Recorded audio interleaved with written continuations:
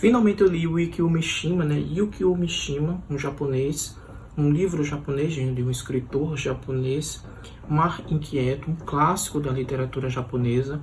Eu acho que no Brasil ele é mais conhecido, esse autor, por um livro chamado Confissões de uma Máscara, que traz uma história, né, de um homem que homossexual, que ele se esconde através de uma máscara. Parece ser bem interessante. Eu li essa sinopse, me chamou muita atenção. Porém, o livro está esgotado, né? Como inúmeros outros livros do Yukio Mishima, que aqui no Brasil muitos são publicados pela editora Companhia das Letras, que tem muitos livros esgotados. Não sei porque eles não reimprimem, né? Mas enfim, esse livro me chamou muito a atenção. Eu terminei de ler agora, exatamente nesse momento.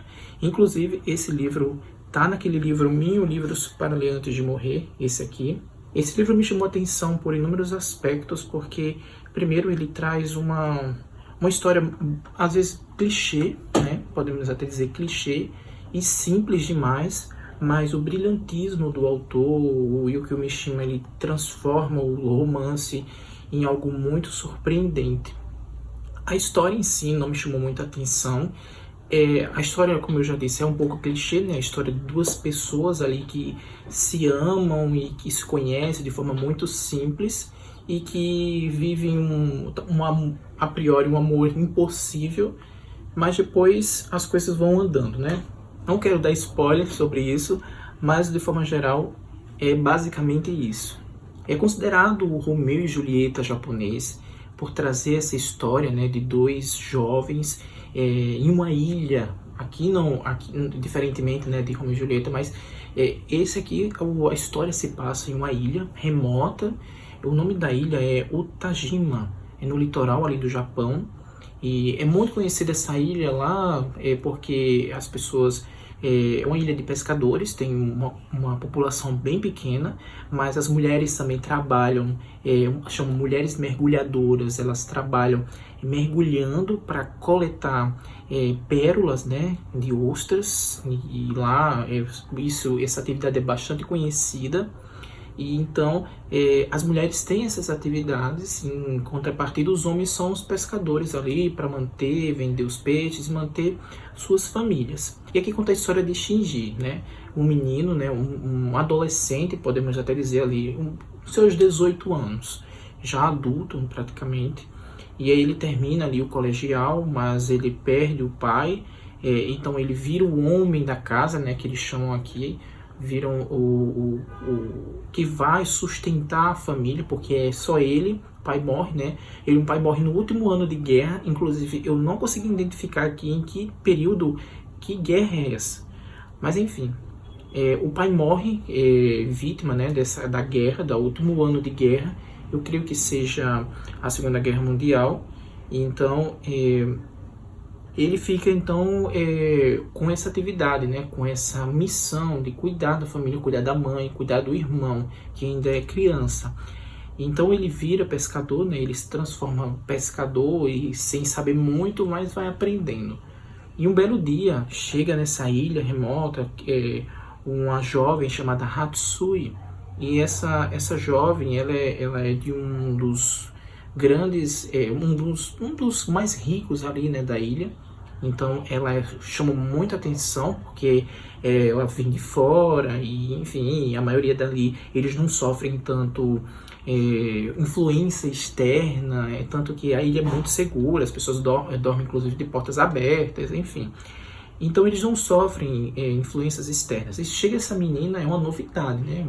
População pequena, todo mundo se conhece, e chama a atenção dos meninos ali. Inclusive ela já é prometida para um dos meninos ali.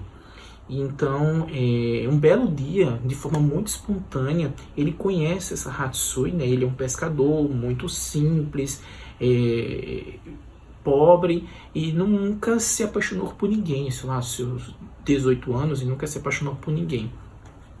E aí ele conhece essa Hatsui de uma forma muito simples, e ambos, de forma muito simples, o amor começa a florescer. E eles começam essa espécie de romance, ganham um beijo de um beijo de outro. É algo muito fabulesco, né? A alguns pontos a gente parece uma fábula. A forma de escrita do Yukio Mishima é muito poética e, inclusive, o que mais me chamou a atenção é essa forma como ele descreve a natureza, descreve as paisagens. Então, o cenário ali da ilha, do mar, das ondas, você lendo, parece que você ouve essas ondas, ouve o barulho do mar, dos pássaros. Então, tem esse clima meio praiano, meio com as ondas do mar, e eu achei muito bonito. E o que mais me chamou a atenção nesse romance é essa forma de grandiosidade, né, que o Yukio Mishima traz para o romance, né? Porque, primeiro, há uma espécie de competição ali, o próprio pai da Hatsui coloca ele meio que para competir, a filha, e tem todo esse clima ali, quem é que vai ficar com a Hatsui? E ali se entrelaçam uma espécie de amores impossíveis, e no final das contas vocês verão aí o resultado, o que é que vai acontecer. Não vou dar spoiler, mas é um romance extremamente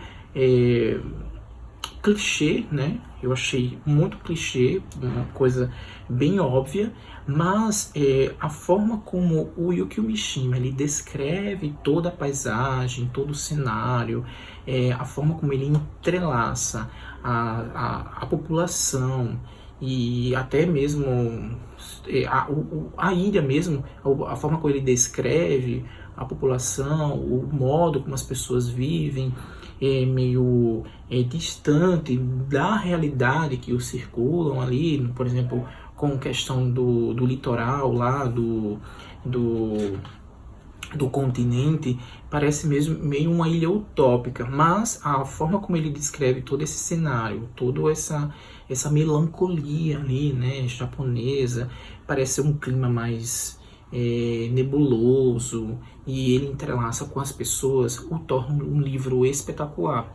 É de uma beleza assim descomunal, e eu achei essa interseção que ele faz, né, essa mimetização, essa simbiose, né, melhor dizendo, essa simbiose entre o ser humano e a natureza é algo assim fora do comum e que eu nunca tinha lido em nenhum outro livro. Mar Inquieto traz essa questão da onda do mar envolvendo esse amor. Então a gente vai ouvindo essas tempestades, essa onda do mar, essa natureza ali reger todo o ambiente, entrelaçando com o amor desses dois, que a priori a gente acha que é um amor impossível, mas que ele vai se construindo, vai se consolidando ao longo da narrativa. E é essa é toda a história dos meninos aqui, né, do Shiji e da Hatsui, e traz toda essa elegância na escrita, né, do Yukio Mishima.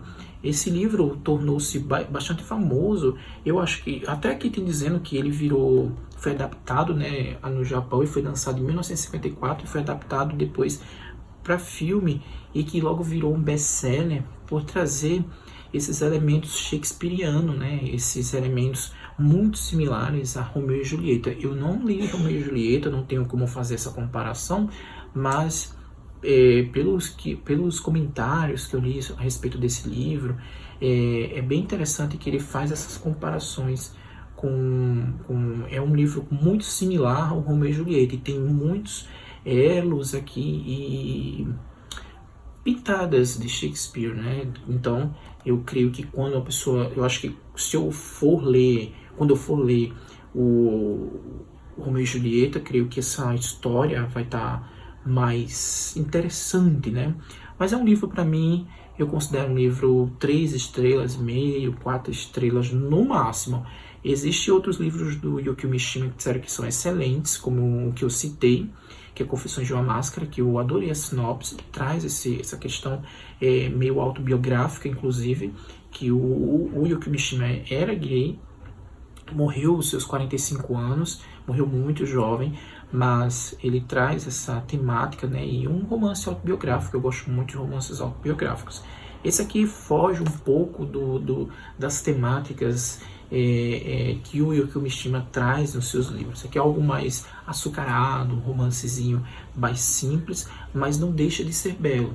E o que mais me encantou aqui não foi o romance em si, por ser um romance muito clichê, mas toda a forma do cenário, a forma da natureza e essa questão da interação entre homem e natureza, sua subsistência e sua simbiose. E é isso. Mais um livro que eu li desse desafio 30 por 30.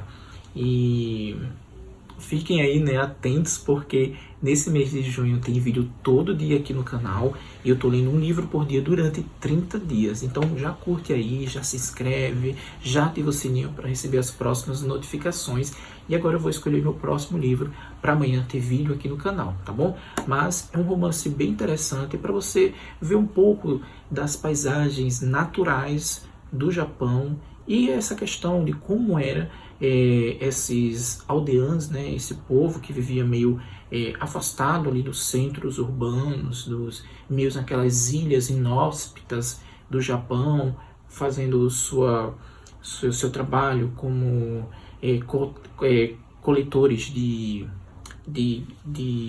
pérolas, no caso das mulheres. Inclusive a mãe do próprio Shinji, ela era coletora, né, de pérolas. A maioria das mulheres ali, a própria Hatsuya entra nesse meio, mas a maioria das mulheres ali, esse era o meio de subsistência. Eu creio que até hoje existe, porque eu tinha visto vários vídeos a respeito disso, de mulheres que ainda coletam pérolas, e é muito comum naqueles mar gelados ali no litoral do Japão. E é isso, espero que vocês tenham gostado e até a próxima. Tchau!